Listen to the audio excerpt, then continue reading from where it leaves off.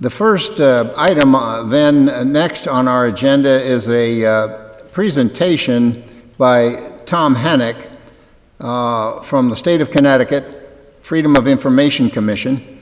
He's the public education officer, and he has his style is very let's say he likes dialogue. Normally, if someone has a question in our body, we have them step to the mic. We will try to avoid doing that tonight so you can have free dialogue. I would suggest that if you have a question, or put your hand up and stand up and announce who you are and what district you're from, and then ask the question in a firm voice so everybody can hear. If people can't hear the question, well, let us know. We'll try to adjust, but we'll try to do it so that there's dialogue and so that we don't have to have you come up to the mic every time. So, without further ado, Tom Hennick.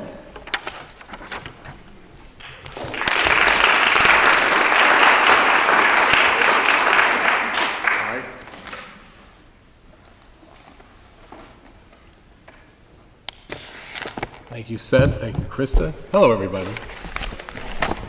So, let's see if we can do this with, keep the enthusiasm up. You know, that with freedom of information, it's not always the case, but we'll do the best we can. We do these workshops all over the state. We come out, we talk.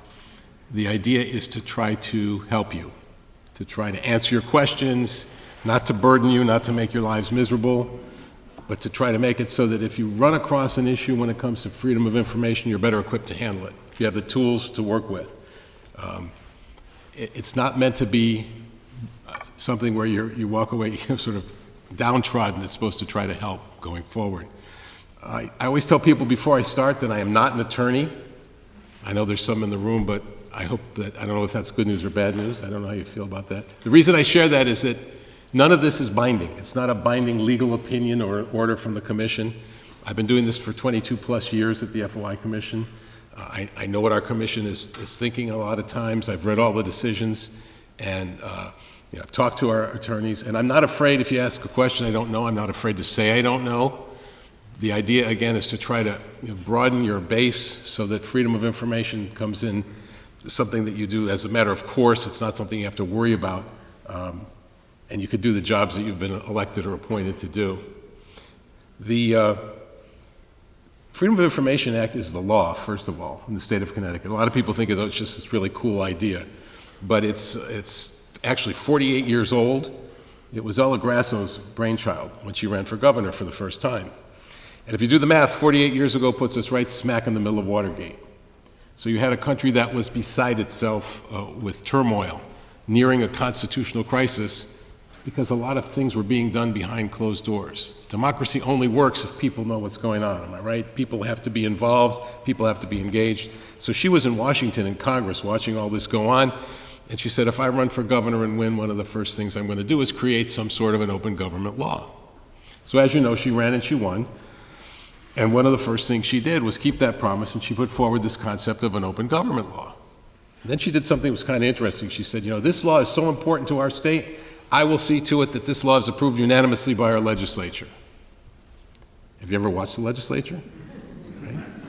Can you imagine guaranteeing a unanimous vote, even a group this big, on anything, without having a conversation? Well, I'm here to tell you, she guaranteed it and she got it. I've actually seen a video of the vote. There wasn't a single no vote in the House, not a single no vote in the Senate. This law passed unanimously. I share that because it's interesting. It shows you how important the law was then and now, but it also brings us back to why we're here to do this, to have these kinds of conversations. Imagine the process of getting every single legislator in the state of Connecticut to vote yes. Every single one. It had to be an incredible amount of negotiation, an incredible amount of back and forth, and maybe a little arm twisting here and there. I like the concept, but I don't like this.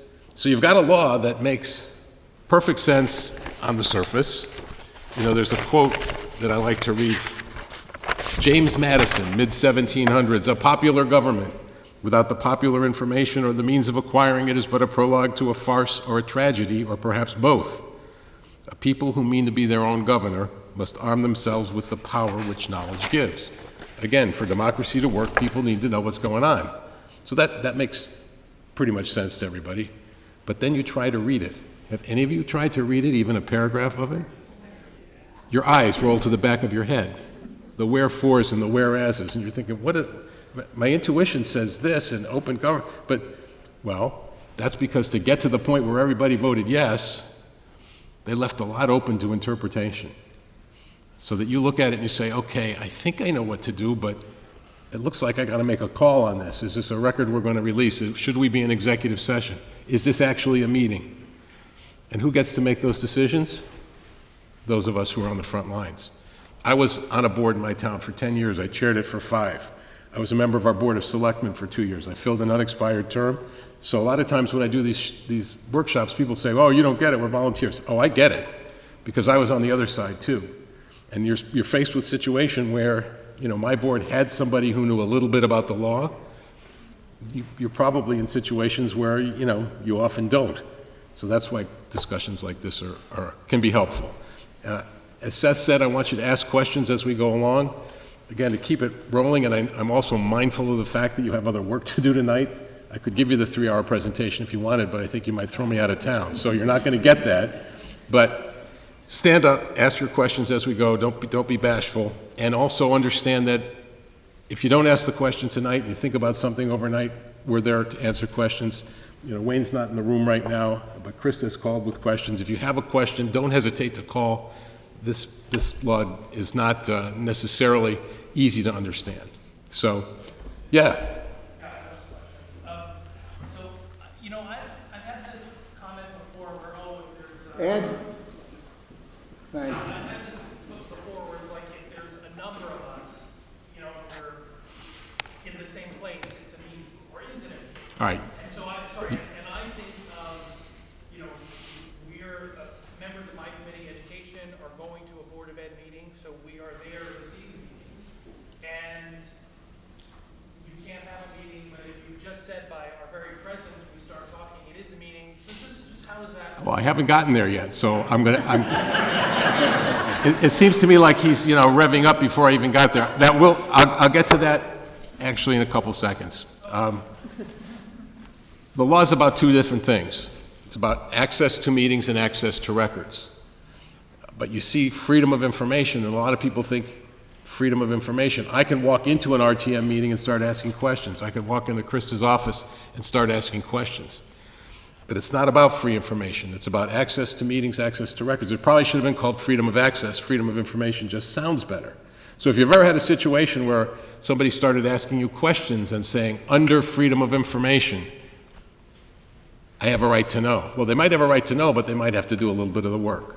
They might have to go to the meeting where the issue is being discussed or get the records where the issues are contained. So, lesson number 1 that I always tell people is if somebody uses FOI as a means of trying to get you to answer questions, that's not what the law is about. And by the way, if that's ever happened to anybody, I know it's probably happened to you, right? Freedom of information. Think about working at the Freedom of Information Commission. People think that we're the information center for the entire state of Connecticut. They don't get what we do. They don't get that our role is to make sure that people's rights are protected. I spend all day on the phone. People call up and ask questions. People call and ask me for directions. I've had people call up and ask me for tickets, how to get tickets to that night's UConn basketball game. True story. And as far as records, people think that we sit in a giant vault surrounded by every record held by every agency in the state of Connecticut. They call me and ask me for your records. I had an attorney call up a couple weeks ago. She said she was very excited. She found out that her client's accident had taken place in the parking lot owned by the state of Connecticut. Could you please send me the video surveillance from that parking lot, she says. I said, no, it's not, we don't have those records. Our role, so anyway, if you're ever in a situation like that, lesson number 1, you're not obligated to answer questions. So access to meetings, the gentleman's excited about the meetings provisions. Let me read to you the definition of a meeting in the FOI Act. Meeting means any hearing or other proceeding of a public agency, any convening or assembly of a quorum of a multi-member public agency, and any communication by or to a quorum of a multi-member public agency, whether in person or by means of electronic equipment, to discuss or act upon a matter over which the public agency has supervision, control, jurisdiction, or advisory power. So the short answer, partial answer to your question is, if your group, a quorum of your group, gathers to do its work, it's a meeting. And it needs to follow some steps. It needs to make sure it's properly noticed, that it's open to the public, and that there are minutes of that meeting when the meeting is done. Now, a lot of times, this again sort of leans into the question a little bit. People say, well, we had some really sensitive issues to discuss that we didn't want to talk about in public. Can we do that? Well, there's some paths that boards and commissions can take to exclude the public, but in general, the answer to that question is no. You have to start the process in public.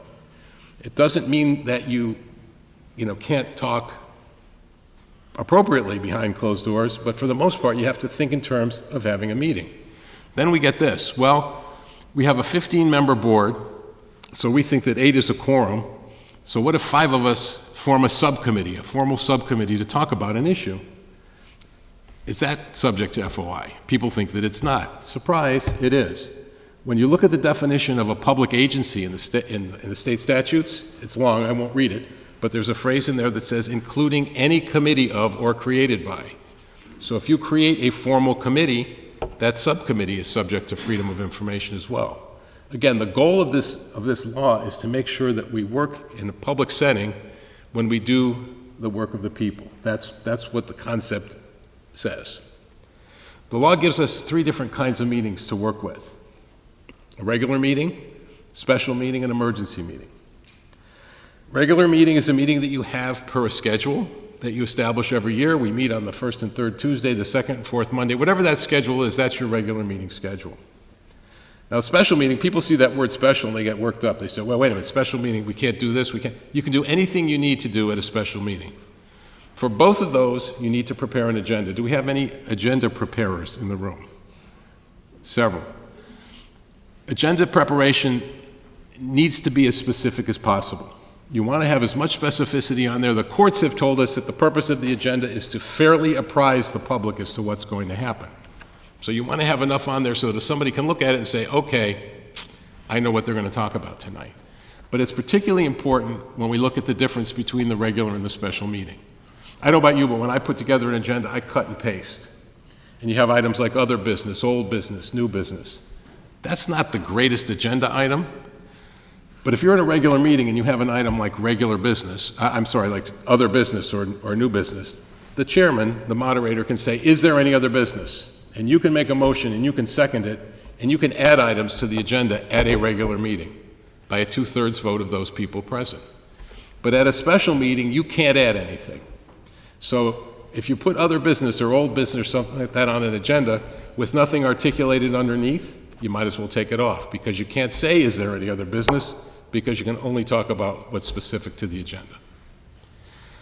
The third kind, otherwise, just by the way, the special meeting can have anything you want on there, just as long as it's on the agenda. The key is, so when you prepare that special meeting agenda, that's where specificity is important.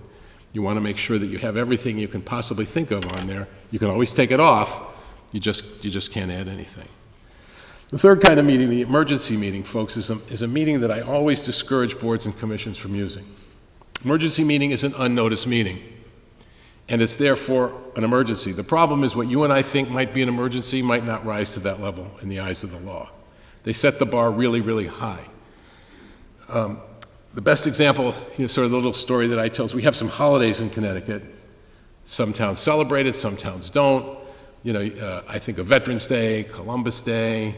We've got Juneteenth coming up. I'll bet this happens then. What happens inevitably after one of those holidays where town hall is closed and it doesn't register because most of us have to go to work. I get a call the next morning. Someone says, hey, Tom, I got a problem. What's the problem? Well, I always make sure the agenda's in at least 24 hours in advance. And by the way, if I didn't say that, remember, 24 hours in advance for the agenda. It's got to be in your office if you have one, and in the clerk's office as well. I always remember to bring it in, but when I went to bring it in yesterday or send it in yesterday, I forgot town hall was closed. So I brought it in this morning. Is that okay? It's not okay. It's not 24 hours. It's a problem. Well, we have too much to do tonight, so I'm going to call tonight an emergency meeting. And my response is, oops, I forgot, it's not an emergency. In our non-legal minds, it sure may feel like one, but it's not. My advice there is always to make sure we think, okay, how can we avoid a problem? Let's call it a special meeting and go 24 hours down the road. People say, well, what is an emergency? And I say, well, it's not, of course, it's not defined the way we would like it, but think in terms of keeping people safe, keeping people out of harm's way, not just somebody forgetting to submit an agenda. Again, avoid it if you can, but if you ever have an emergency situation, the law says you meet, you discuss whatever that situation is, whatever an emergency might be, and within 72 hours you create minutes that reflect what the emergency was, who was there, and what you did about it. Your meetings are open to the public. I stress that as much as I can. Anybody can attend. Hey, you're from Stamford. What are you doing here? You know, that doesn't wash. Anybody could audio or videotape a meeting. That was put in the law 48 years ago. It's not as much an issue anymore because I think everybody's a videographer, right? People with phones and things like that. But here's one that surprises people. Nothing in the FOI Act guarantees anybody the right to speak or participate at a public meeting. A lot of people think that it does. I'll take calls, you know, I wanted to speak about this topic, they wouldn't let me. Not required. Now that sounds counterintuitive, but many boards have public speaking, they have public comment, but for the purposes of freedom of information, just remember that it's not required. So if you've got a situation where you've got a meeting and the room is packed and you know, everybody wants to say something about a particular topic and you're looking out there and you're saying, if we let everybody go on and on all night, we'll never get any work done. You have the right to control that. You have the right to say, you know what, everybody, we're limiting comment to 2 minutes. Or we're not going to talk about topic X. We've talked about that several months in a row. We're not going to talk about it again. Now, this has nothing to do with, you know, political fallout or anything like that. It's on you. But the FOI Act gives you, there's nothing in the Act that covers that, so you can handle that any way you want. Now, do we still have occasional sort of virtual meetings in Darien? Do some of the meetings still done with a virtual platform? So, you know, as you know, this wasn't the case, you know, pre-pandemic in 2020. First, the governor gave us some executive orders, then the legislature jumped in a couple of times. If you have a virtual component to a meeting, there's a couple other steps that you need to take. First of all, the word has to go out at least 48 hours in advance that you're going to have a virtual component to the meeting. Members need to be notified and the public needs to be notified. For this meeting, 2 days hence, there will be, you use Zoom, Teams, whatever you use, a Zoom link for everybody. Then when the agenda goes out 24 hours in advance, that link has to be on there. It has to be published on a website so that people can click in and attend the meeting virtually if they so choose. Then if it's a regular meeting, and don't ask me why it's only regular meetings, but that's the way they wrote it, you also need to record the meeting, and you need to put the recording on your website within 7 days, and it needs to stay up for at least 45 days.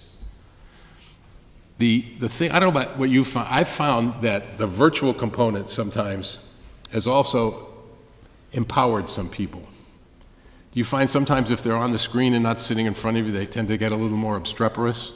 I mean, I know not in Darien, because everybody gets along, right? But in my town, that's what I've found, you know? There's some sort of a shield, they think, that they can be louder and they can be, I don't know, they can be ruder. Remember that, what I said about public speaking, and you have the right to run an orderly meeting, is my point. So a lot of people think, okay, I'm on the screen, I can say whatever I want, whenever I want. If we were in this room and somebody got loud and you were conducting a meeting, you have a right to toss them or call the cops and get them. You have a right to run your meeting. The same thing, my point is the same thing holds when you have a virtual component. Has a Darien meeting been Zoom bombed? And you know what I'm talking about when I say that? Yeah, right? Delightful, right? I printed this story out yesterday. Porn Zoom bomb forces cancellation of Fed's event. So the federal government the federal bank was having and the pornography jumped onto the screen in the middle of it. So you're not alone. I dealt with a case out of Bristol a couple months ago. They had the same thing happen. A P&Z meeting, they're looking at you know, site plans for a particular project, and all of a sudden the site plans come down and up comes the pornography. You know, again, People have a right to attend, but not the right to, disrupt. By the way, that Bristol situation, they got really angry. They put law enforcement on it. It was some kid in Maryland. It had nothing to do with anybody in town, so, you never know where it's going to come from. But when we add that component, we're running the risk of having that happen. You don't have to put up with it, is the bottom line. So, I'm stressing the idea that you meet in public and people have a right to watch you do your work. There are different paths that boards and commissions can take to exclude the public. If I say executive session, does everybody in the room know what I'm talking about? Okay, remember, folks, that an executive session is a portion of a publicly noticed open meeting. It's not something that sits on an island by itself. I'll occasionally get calls from people who will say, hey, we have a meeting tonight. It's an executive session. It's the only item, so we don't have to notice it, right? And the answer is no, it's not right. If you have an executive session item, even if it's the only item on your agenda, you need to convene in public. The agenda needs to indicate what the executive session item is. You need to open up. Someone needs to make a motion to go into executive session. You need to cite one of the 5 specific reasons for executive session. You need to vote to go in. You need a 2/3 vote to do that. You're in executive session. You can talk as long as you want. You can have the discussion, however long you need to have it. But if you're going to take any action at all, you've got to come out of that executive session to vote. You cannot vote behind closed doors. That's one of the cardinal sins. I hate it when I see a board comes out of the minutes say board came out of executive session and announced that they had, which means they had taken action behind closed doors and they're vulnerable to a complaint. By the way, I keep mentioning these complaints. If people believe they've been denied rights by your public agency, they file complaints with us against the entity. Now, I haven't seen too many against Darien over the years, but everybody, is susceptible to them because you're interpreting the law one way, they're interpreting the law another way. And they might say, you know what, I don't agree with that, I'm going to file a complaint. Somebody mentions something tonight and says, gee, that's not how we do it. We're not running down here with handcuffs tomorrow. We only take action as a commission. Our commission only takes action when somebody files one of those complaints, and then we're obligated to look into it. So it's not like we're always on the lookout for things that are violative of the law. That's not the way we operate. But back to executive session. So there are 5 reasons for executive session. A personnel matter. If you are involved in a personnel matter, there's a couple things to think about. First of all, the agenda and the motion cannot just say executive session personnel. They need to say more than that. Executive session personnel, discussion of the performance of a teacher, discussion of the performance of a police officer, discussion of the performance of a town hall employee. You don't necessarily have to name the person, but you need to have more than just personnel. Then you need to remember that the person who is being discussed needs to be notified. The person has to be told you are going to be talked about in executive session tomorrow night. If that individual then objects and says, no, I do not want an executive session, I want that conversation to be held in a public forum so that everybody can hear it, you cannot go into executive session. That is the individual's rights. Where people get confused on that one is they think, okay, wait a minute, they're going to talk about me in executive session? I definitely have the right to be in the room. So when they let everybody else out, I get to go in, right?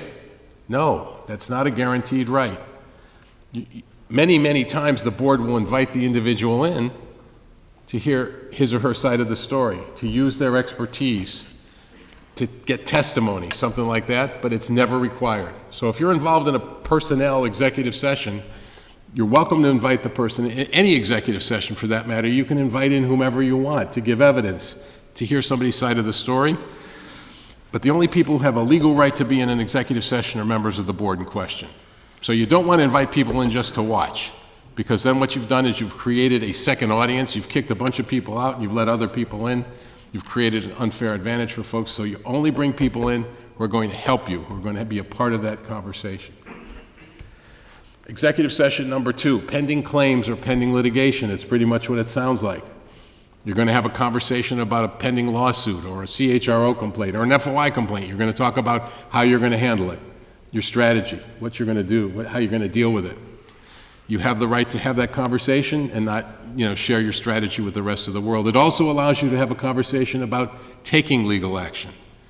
Let's suppose you've got a situation where you need to take action against somebody. You wouldn't want to tip off that that's what you're going to do, so you could have that conversation behind closed doors. Reason number 3 is security matter. You know, that one never came up very much in the beginning of my time at FOI, but sadly, it's come up a lot since Sandy Hook happened in 2012. It starts with boards of education, then it goes to boards of finance, then it goes to boards of selectmen and councils. If you think about it, why would you talk about ways to keep people safe when the very people you're trying to keep them safe from could be sitting in the audience? Another one that's come up a lot in the last year or so is cybersecurity. We've had towns get hacked. Up in Plainfield end of last year, their whole system got shut down. They had no access. And again, they had to meet behind closed doors to talk about, first of all, how it happened, then how to prevent it from happening again. Again, the same logic would make sense. Why would you talk about it in a public forum when the hackers could be sitting in the audience? Number 4, conversation about a real estate transaction. You're on a board that's going to buy a piece of property or lease a piece of property or sell a piece of property. You wouldn't have to negotiate in public. Again, doing that might compromise the town's position, might put the town in a bad spot. Someone could say, okay, good, the town's offering here, we'll offer a little bit more, and we'll get the land, and the town will be out of luck. You wouldn't have to do that in a public forum.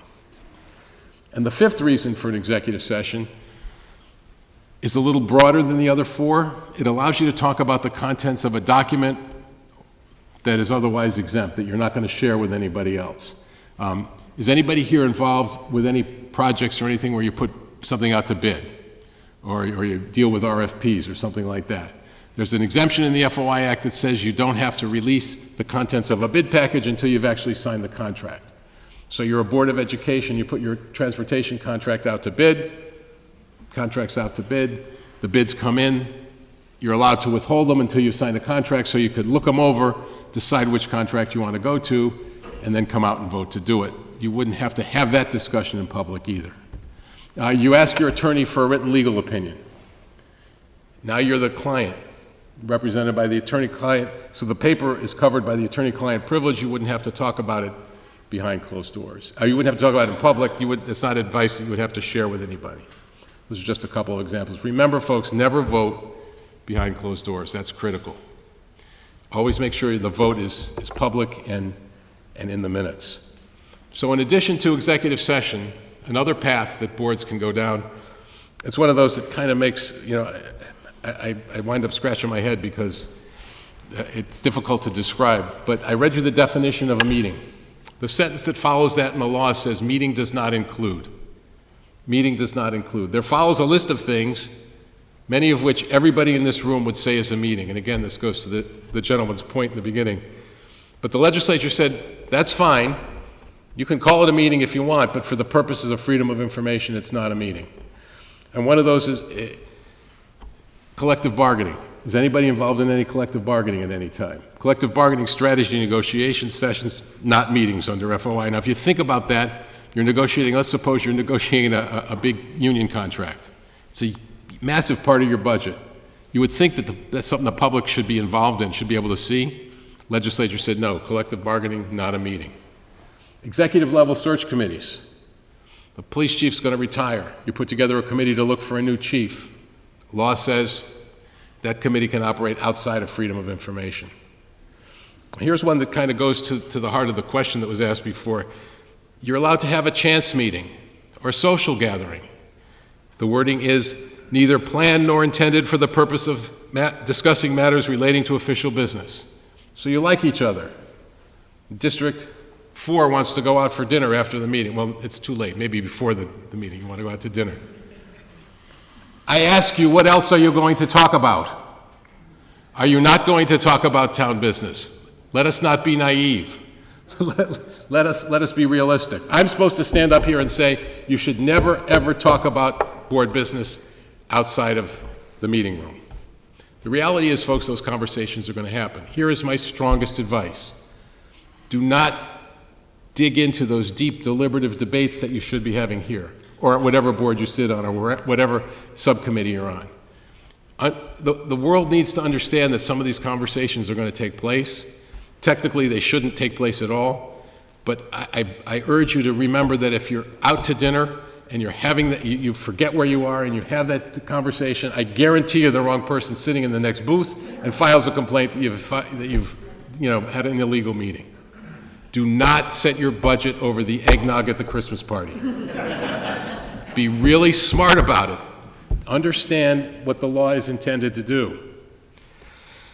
The question was asked about, we go to one board. It also allows members of Board A, all of them, to go to a meeting of Board B and not notice a meeting. Now, if they sit over in the corner and start doing board business, that's a different situation. But if they go to observe, or maybe even answer a question or two, I'm thinking in terms of the Board of Education going en masse to a Board of Finance meeting, and they want to answer a couple questions that the Board of Finance, that's fine.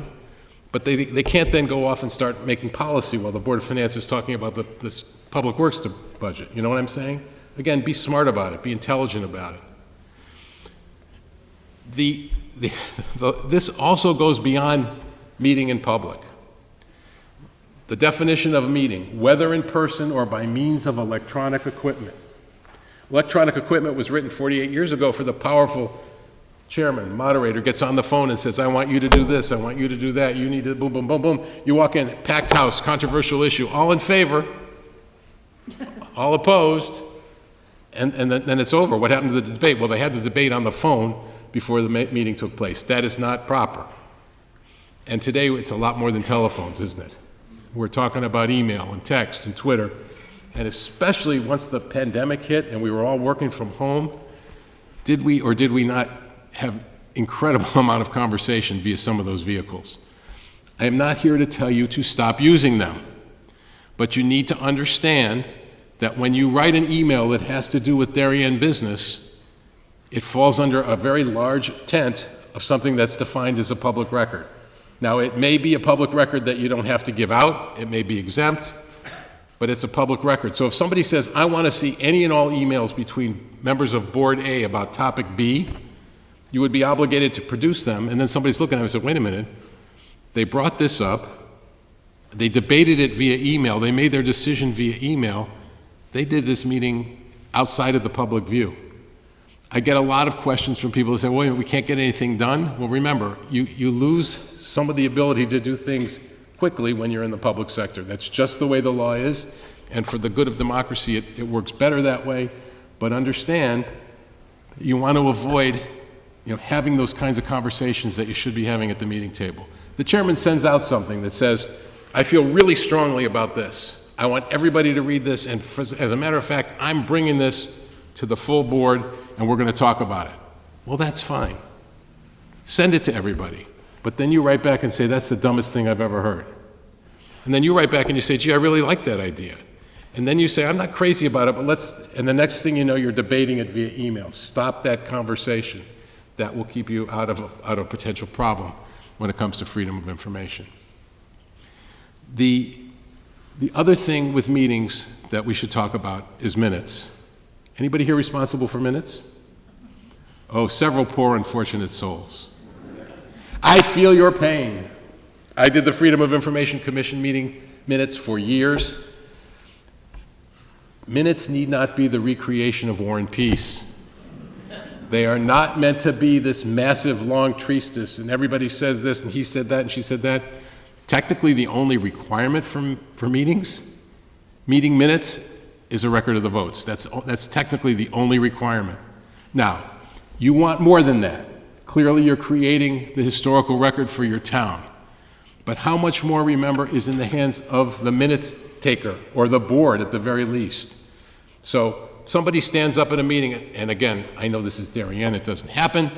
I want every word of this in the minutes, and I demand that everything be in the minutes, and blah, blah, blah. And it's not required. You can if you want to, but it's not required. Somebody submits a 5-page, treatise. They want every word in the minutes. Not required. It's a public record once it crosses the threshold, but it's not required. How much of that you put in your minutes is up to you. The law clearly requires minutes to be submitted within 7 days. The question that comes up all the time is, well, wait a minute, we don't meet again? Doesn't matter. The law is written, 7 days, the minutes are in. You want to vote on them 2 weeks hence, 3 weeks hence, doesn't matter. those become the minutes. If you're going to make any changes, any corrections to this set of minutes, they're reflected in that set of minutes. That's the way the law is structured. Don't shoot the messenger. A lot of people say, wait a minute, but that's just the way they wrote it. 7 days, no ifs, ands, or buts. I'm trying to think if there's anything else about meetings, but I want to just give you a couple minutes about records. Does anybody have any questions about meetings that we haven't touched on? Yes, ma'am. Do I have to come up there? Just stay. You could just stay for, yeah. In terms of things that are not considered meetings, is a caucus a meeting? Okay, the caucus is one of those things that falls under that meeting does not include. A caucus allows members of the same board and the same party to have a conversation. Same board, same party, so caucus is not a meeting. Can you clarify, though, for this body is unaffiliated as Right. far as we're concerned? So just talk about how it would... And by the way, one of these times, I'm going to come down here and you can give me a lesson on RTMs. Our town meetings have, about half this many people, and it's the whole town. But if you are caucusing, I've had conversations with Wayne Fox about this. This is a little bit one of those, I'm not sure, no one's ever challenged it, I'm not sure how it goes, but it seems to me because you are unaffiliated, if your districts are caucusing to elect members and things like that, I would think, based on what I've read, that those are not meetings. But understand that that hasn't been adjudicated. Somebody could challenge that and the commission could disagree with me. Again, things get interpreted and changed all the time, but as I stand here today, that would be what I thought. Does it matter what the district talks about? Say they talk about town business. I would think that once they start morphing into town business, they might want to be careful about that. If they're going to have a discussion about setting policy or something like that, they might want to stop and think, you know what, at this point, maybe we better make that a meeting. Yes, sir. Sort of related to my question before, so if I understood what you were saying, if 8 of us, which would normally be a quorum for our committee, are at the same place, and we're there to hear what the people up front are saying, it's not a meeting for us. Correct. Absolutely correct. Until Yes, we ma'am. start talking about it. Unless you, go off and start having a major discussion about what you're going to do next, something else, something not related to what you went to hear. Well, I guess that is the question. I mean, again, we're there independently, Right. and we're maybe all sitting together and we then start talking. And then if it is a meeting, which obviously we didn't notice, Well, my suggestion would be to go back to what I said about, being careful how deep you go into the discussion. If you feel, use your common sense. If you feel that it's getting you into something that you should be debating, cut the conversation off and talk about the weather and bring it up at the next meeting. but I guess if we don't, what's the penalty? So let's say, We bring people out and shoot them at sunrise. No. If somebody files a complaint, the most stringent penalty in a meeting situation is that meeting is declared null and void. And what you've done would be reversed and you'd have to go back and do it again. The FOI Commission can also levy civil penalties. Now listen, if you're in a situation where it's sort of an accident, which happens a lot, folks, by the way, most of us are volunteers when we sit on a board. We don't intentionally do this stuff. The commission tends not to be punitive. They'll say, please don't do it again. But if you're hauled up before the FOI Commission 15 times for illegal meetings, they'll probably slap you with a penalty. It's a civil penalty of up to $1,000. Yes, sir. Similar situation. We have, in my particular case, 7 people show up to listen to the Board of Ed discuss their budget. Okay. Only 2 of us exchange comments. Not with the rest of the committee, just the 2 of us. To me, that's not discussion. Then you're probably okay, because that's less than a quorum. I just wanted to Yeah. make sure. It wasn't that the 7 of us Right. got them together and Right. Now, did a plan. Unless you're a subgroup. in truth, unless you're the formal budget subcommittee, the 2 of you, unless you form the subcommittee, but otherwise, no, you're fine. Have a subcommittee. Right. That's one of the reasons I took them away. Okay. Yes, ma'am. You spoke quickly about minutes, and if we have minutes in 7 days that are listed, and then on our next meeting, we discover that something was right wrong in the minutes, can we go back and edit those minutes, or do we write it up in the new minutes that the change needs to be made? You would write it up in the new set of minutes that the previous minutes need a correction. You talk about the vote, the timing for votes being posted after a meeting? The record, there needs to be a record of the votes available in 48 hours. Now, that doesn't necessarily have to be a formal posted document, but it's got to be available, either in your office, the clerk's office, or something like that. So after 48 hours, I can come in and find out how the vote went 2 days previously. Yes, ma'am? I still have a question about the caucus meeting differentiation. If, with the regulation we have on minority representation on boards and commissions, if everybody from one party gets together, and it includes no one from the other party, and they're the majority, is that a meeting, a caucus? Remember what I said about getting everybody to vote yes, back the legislature? That's a giant loophole in the concept of an open government, but remember that they had to twist a lot of arms. We believe that that caucus provision, you just described it correctly, by the way, to answer your question. It doesn't mean that it's a meeting, even if it's a majority of the group. It's counterintuitive when you think about, wait a minute, so they can all get together, they can set everything up, and nobody can do anything about it? The answer is technically yes. That would be What's the purpose of FOI? well, because people don't caucus. You know, the intent is not to have it be political, that they do things together, so. I have a question about, we've been warned on emails. Oh, sorry, on emails that are emails amongst our committees. You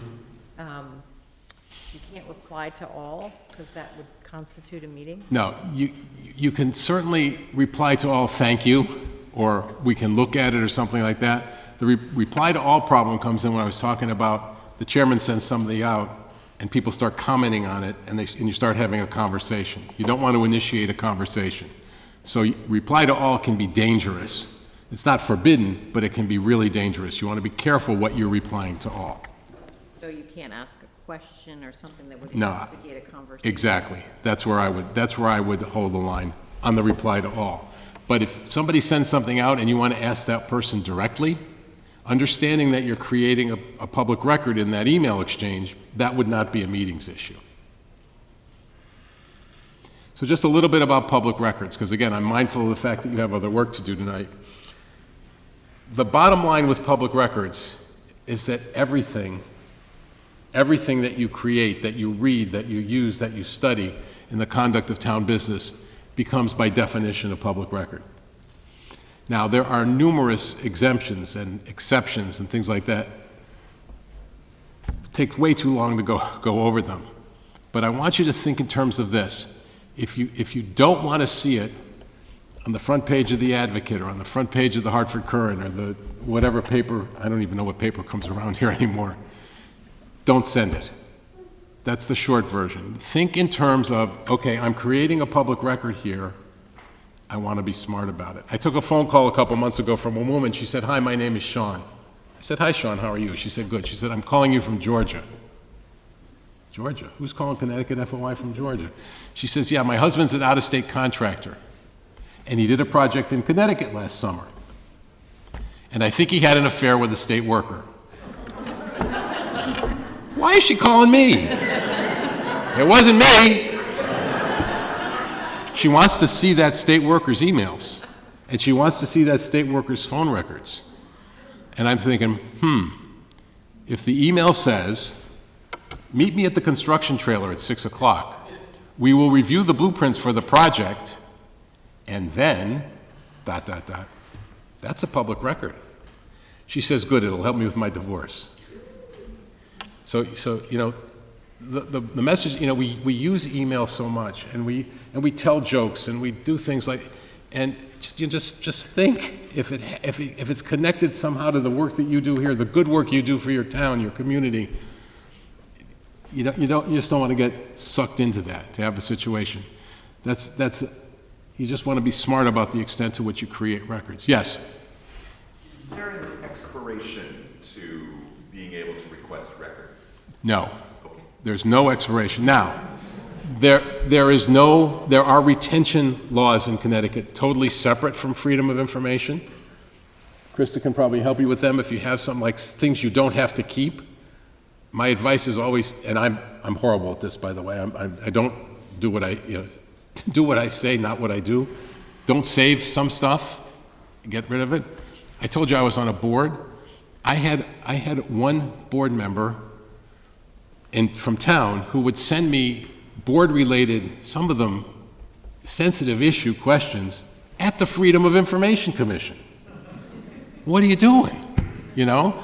And so, and again, if I missed one and someone wanted to see, you get the whole thing, it becomes, so you can clean them out. And by the way, if you have a record situation, first of all, just a couple little things.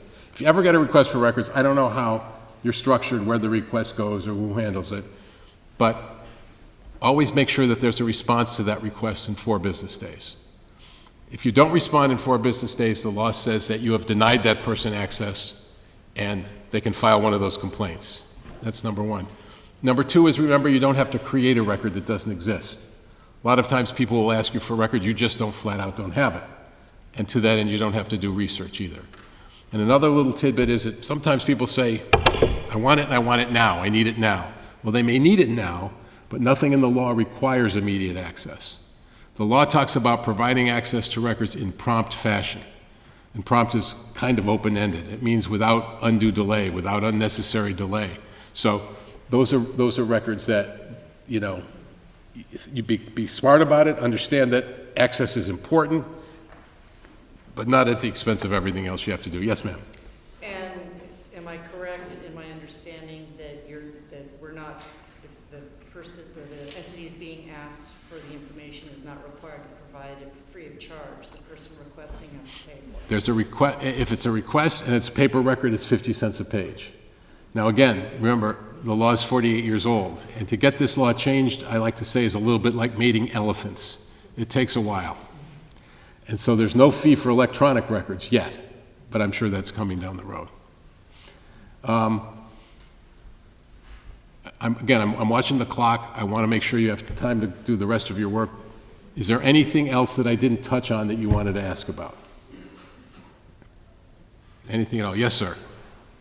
Could you comment on the use of the .gov email address? If a person is receiving business correspondence at the Darien.gov, and there's some trouble, there's some query or request, does the state have the ability to secure the rest of your computer in addition to the .gov information? I've been there 22 years, and we have never ordered any kind of an audit or anything like that. We have never ordered an audit or anything like that. We leave it to the person who has the records to produce them. We don't seize computers or things like that, if that's what you're talking about. But if you've got a record on there and someone wants it and you're refusing to give it up, or the town's refusing to give it up, we could order the release of that, and then it would go forward from there. But we wouldn't actually seize the record. Okay? The only time I've ever seen that happen was on a federal level and involved John Rowland back when things were not going so well for him back there. But that was not us. We didn't order that. What else? Any other questions? Any other thoughts? Okay, ladies and gentlemen, thank you.